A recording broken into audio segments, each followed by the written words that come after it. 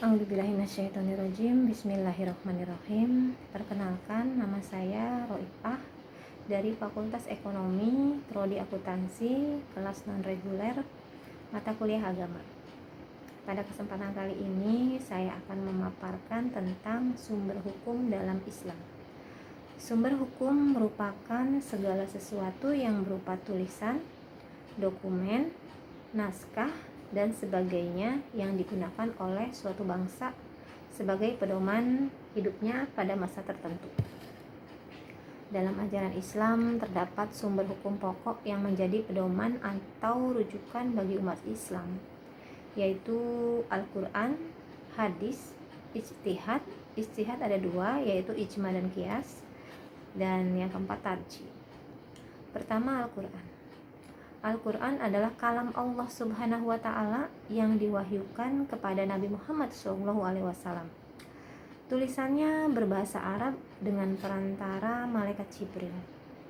Al-Quran juga merupakan hujjah atau argumentasi kuat bagi Nabi Muhammad SAW dalam menyampaikan risalah kerasulannya dan pedoman hidup bagi manusia serta hukum-hukum yang wajib dilaksanakan. Hal ini untuk mewujudkan kebahagiaan hidup di dunia dan akhirat, serta untuk mendekatkan diri kepada Allah Subhanahu wa Ta'ala. Al-Quran sebagai kalam Allah Subhanahu wa Ta'ala dapat dibuktikan dengan ketidaksanggupan atau kelemahan yang dimiliki oleh manusia untuk membuatnya sebagai tandingan, walaupun manusia itu pintar. Dalam surat Al-Isra ayat 88, Allah Subhanahu wa Ta'ala berfirman, yang artinya, katakanlah, sesungguhnya jika manusia dan jin berkumpul untuk membuat yang serupa dengan Al-Quran ini, mereka tidak dapat membuat yang serupa dengannya, sekalipun mereka saling membantu satu sama lain. Dalam buku Ushul Fiqih karya Rushdaya Basri, kedudukan Al-Quran dalam Islam adalah sebagai sumber hukum umat Islam dari segala sumber hukum yang ada di bumi. Firman Allah Subhanahu wa Ta'ala dalam Al-Quran surat An-Nisa ayat 59 yang artinya, hai orang-orang yang beriman, taatilah Allah dan taatilah Rasulnya dan ulul amri di antara kamu. Kemudian, jika kamu berlainan pendapat tentang sesuatu, maka kembalikanlah ia kepada Allah dan Rasulnya. Jika kamu benar-benar beriman kepada Allah dan hari kemudian, yang demikian lebih utama bagimu dan lebih baik akibatnya. Al-Quran dan hadis merupakan dua hal pokok dalam ajaran Islam. Keduanya merupakan hal sentral yang menjadi jantung umat Islam, karena seluruh bangunan doktrin dan sumber keilmuan Islam terinspirasi dari dua hal pokok tersebut. Kedudukan Al-Quran sebagai sumber hukum utama dan pertama bagi penetapan hukum. Maka, bila seseorang ingin menemukan hukum untuk suatu kejadian, tindakan pertama mencari jawaban penyelesaiannya dari Al-Quran. Al-Quran adalah sumber hukum pertama umat Islam yang berisi tentang akidah, ibadah, peringatan, kisah-kisah yang dijadikan acuan dan pedoman hidup bagi umat Nabi Muhammad SAW. Yang kedua, hadis. Seluruh umat Islam telah sepakat dan berpendapat serta mengakui bahwa sabda, perbuatan dan persetujuan Rasulullah Muhammad SAW tersebut adalah hukum Islam yang kedua sesudah Al-Quran. Banyak ayat-ayat di dalam Al-Quran yang memerintahkan untuk mentaati Rasulullah SAW, seperti firman Allah dalam Quran surat Al-Imran ayat 32 yang artinya, katakanlah Muhammad, taatilah Allah dan Rasul. Jika kamu berpaling, ketahuilah bahwa Allah tidak menyukai orang-orang kafir. Al-Hadis sebagai sumber hukum yang kedua berfungsi sebagai penguat sebagai pemberi keterangan, sebagai pentaksis keumuman, dan membuat hukum baru yang ketentuannya tidak ada di dalam Al-Quran. Hadis merupakan sumber ajaran Islam kedua setelah Al-Quran. Hadis juga menempati posisi yang sangat penting dan strategis dalam kajian-kajian keislaman. Keberadaan dan kedudukannya tidak diragukan lagi.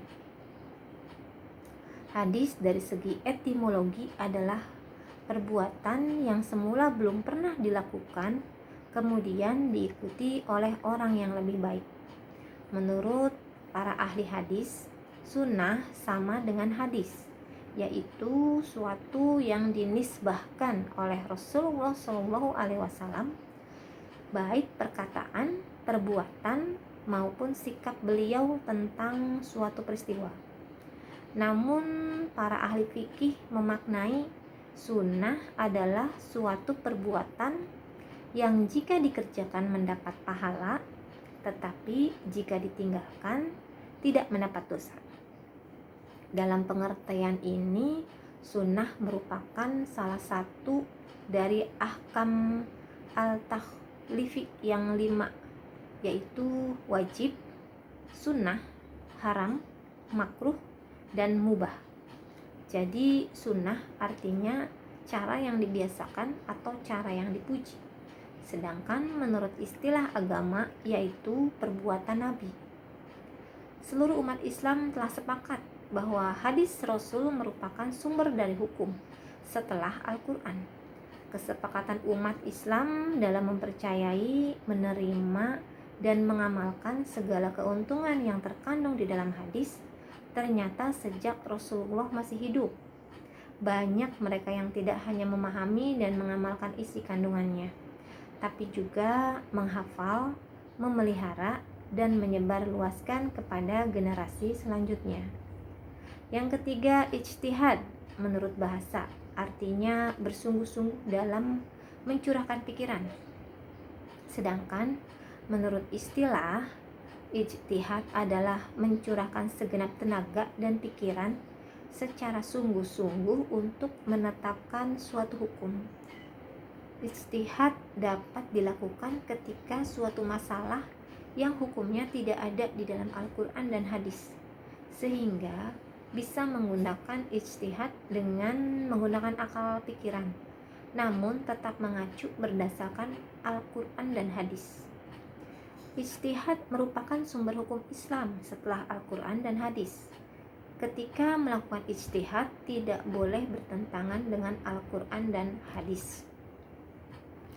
Bentuk ijtihad ada 3 macam, yaitu ijma, qiyas, dan maslahah mursalah. 1.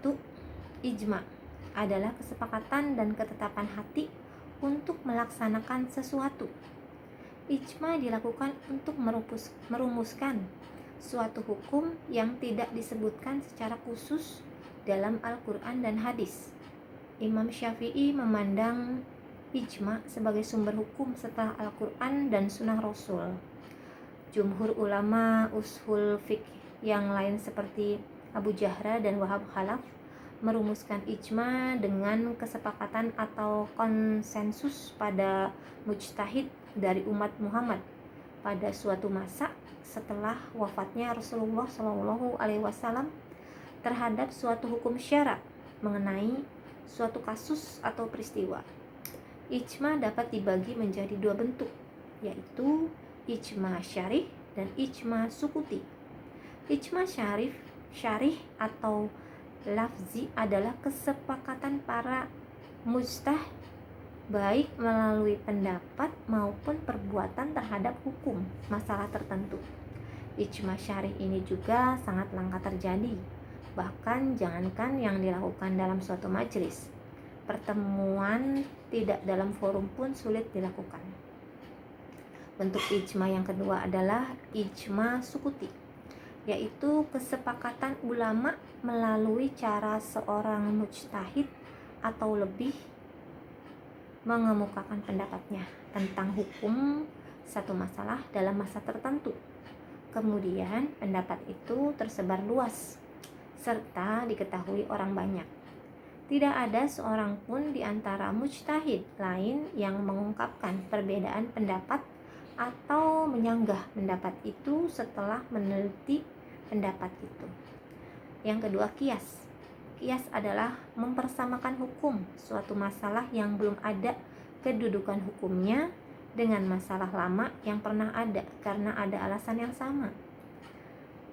Yang ketiga, maslahah mursalah merupakan cara dalam menetapkan hukum di mana berdasarkan pertimbangan kegunaan dan manfaatnya. Di lingkungan Muhammadiyah terdapat satu sumber hukum lagi, yaitu tarjih. Tarjih dalam lingkungan Muhammadiyah diartikan sebagai sikap aktivitas intelektual untuk merespon permasalahan sosial dan kemanusiaan dari sudut pandang agama Islam. Atau bisa diartikan tarjih adalah satu sistem yang terdiri dari 4 komponen yang menjadi landasan untuk memahami agama. Keempat komponen tersebut memuat unsur-unsur: 1. Wawasan atau semangat perspektif, 2. Sumber ajaran, 3. Pendekatan, 4. Metode prosedur teknis tertentu yang menjadi pegangan dalam kegiatan ketarjihan. Kegiatan ketarjihan itu artinya proses pemahaman agama dalam rangka merespon berbagai masalah yang timbul. Baiklah, sekian saja pemaparan saya tentang sumber hukum dalam Islam. Saya akhiri dengan ucapan Assalamualaikum warahmatullahi wabarakatuh.